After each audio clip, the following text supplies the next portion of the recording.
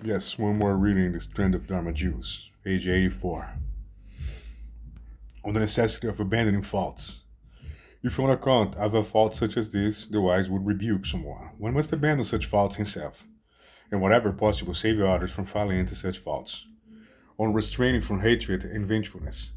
When defended by others, one must not become hateful, one should instead contemplate it as past life bad karma.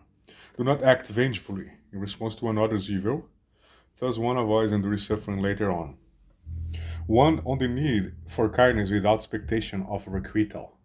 Relations with others should be motivated by kindness, hence one must not wish that they respond with any gratitude. It is only in oneself that one should acquiesce in suffering, while one strives with others that all might enjoy happiness.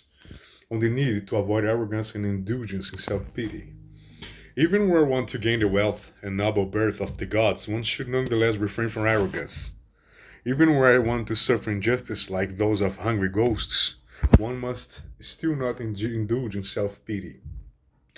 On uncompromising dedication to truthfulness. Even if one might lose the throne or be executed as a result of speaking the truth, still one should always utter this sort of speech where it produces no genuine benefit remain silent. On consistent dedication to goodness and their benefits, just as one speaks, so too must one act. One prays, you will remain solid in the practice of goodness.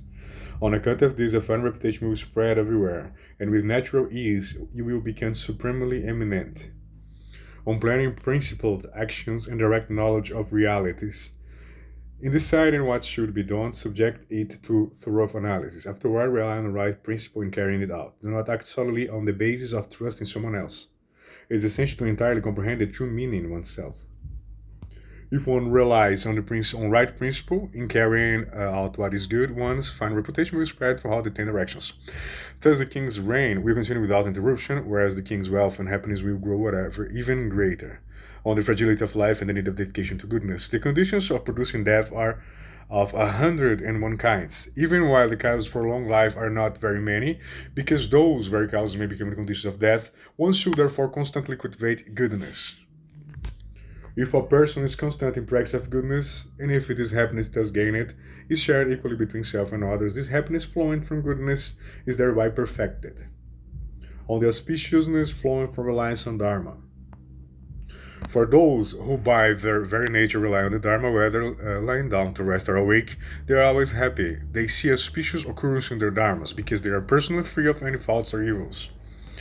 The 9 causes for becoming ruler of gods.